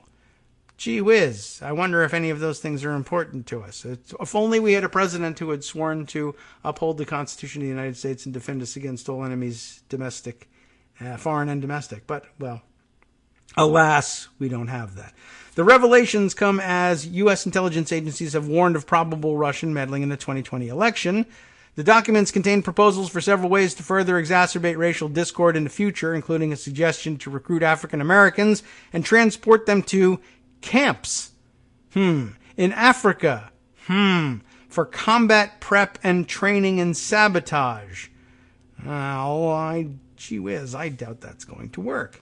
Those recruits would then be sent back to America to foment violence and work to establish a Pan-African state in the South, particularly in South Carolina, Georgia, Alabama, Mississippi, and Louisiana. And while a part of me says, hey, that would be a fantastic idea, there I would say, well, we would have some work to do in order to help you do it. But yeah, I guess the ballot box would be a lot better than revolution there if it's led that way. But on the other hand, who could possibly blame you? We asked you to come to the ballot box for Stacey Abrams. You did, and she's still not the governor. So, I don't know. But yeah, I mean, they know what to exploit. No doubt about that. If only that were considered waging war against the United States, then therefore aiding and abetting it treason. But I guess that doesn't happen because what's really treason is working for the FBI. There's no indication that the plan, which is light on details, was ever put into action, or that it would ever work, obviously. But it offers a fresh example of the mindset around Russian efforts to sow discord in the U.S. The blueprint, entitled Development Strategy of a Pan-African State on U.S. Territory, floated the idea of enlisting poor, formerly incarcerated African Americans who have experience in organized crime groups. Do they? As well as members of radical black movements for participation in civil disobedience actions. I think they may be thinking a little more grandiosely than is realistic here, but hey, who knows? The goal was to destabilize the internal situation in the U.S., which is not a problem, as far as I know. Look, it's crazy. It could be a plant, essentially, but even if it was, it would obviously be something that had been planted to sow discord, doubt, and undermine the integrity of, well, everything. The United States system of governance, the elections, etc. Anyway, take it, if nothing else, as proof that the Russians continue to want to sow doubt about the integrity of America's experiment in self-governance. Add the fact that Republicans domestically know very well that they can work the refs such that there will be no rules enforced against them, period. The fact that the president lives in a fantasy world and it seems to be a pre-negotiated and agreed upon plan for an entire majority party, an entire major U.S. political party to simply go along, despite the fact that it flies in the face of decades of their own policy and rhetoric, and you might have a situation on your hands. Now, on top that all off with a judiciary being primed with people who have no compunctions at all about simply ruling as gimmitarians in robes, and we may have an issue that I don't know how well it can be solved at the ballot box, or how well we think that's going to work, considering how poorly we've done on so many other fronts here. I mean, look, what happened with getting Democrats to ring the bells for the death of Acorn. I mean, I don't know. I guess we can be led around by the nose all the time here. And maybe this has something to do with here. We've tied our theme together here. The idea that Trump wants us to impeach him is actually being led around by the nose by none other than Donald Trump. The fact that we give in to the working of the refs on Acorn, give in to the working of the refs on the IRS, watch the dark money flow in order to make it impossible to fix things at the ballot box, and we still sit here and say, yeah, we've failed to fix this at the ballot box. We've failed to fix that at the ballot box. But this one will totally fix at the ballot box. I don't know, man. Our record on this stuff has just not been good. Still sitting out there is the problem, as we know, of Republicans totally uninterested in addressing the situation and divorcing themselves from Donald Trump because, of course, they've endorsed this kind of power grab since the beginning. They were there, it wasn't Donald Trump invented gimmitarianism. It was them.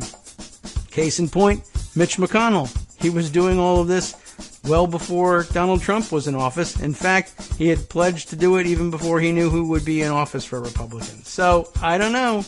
Leave it for the ballot box. What makes you think that you're going to get to look inside the ballot box and tell us, what has actually happened here? Yeah, right.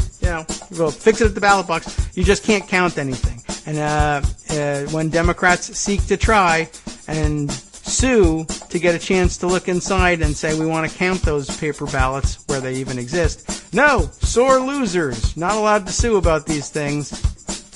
Who says? Well, the new Supreme Court justices that the dark money groups have installed with their $250 million. Terrific. Anyway, hope you have a great weekend. Well, if this hasn't been the most uplifting show in the world, I don't know whether I can promise you that the West Coast Cookbook and Speakeasy will be any better, but I can tell you what is on tap for the show, and we can discuss it from there. Of course, the Trump rant about impeachment being a dirty, filthy, disgusting word. The numbers are in, and ordinary Americans got fleeced by the Trump tax bill. We found out about that. Oh, and we can discuss that in particular next week as well. There's much more, of course. Stay tuned. From Daily Kos Radio on networksradio.com. You have been listening to the Kagro in the Morning Show. With David Waldman. Look at this. Mike Pence spewed a bunch of lies after being shamed to his face by Canada's Justin Trudeau. There's much more, too, and let me skip down to the other international news. Honduran president. The Honduran president was targeted by U.S. authorities in a large-scale drug trafficking probe. We'll have to see how that one came out. Justice will tell you how it did next.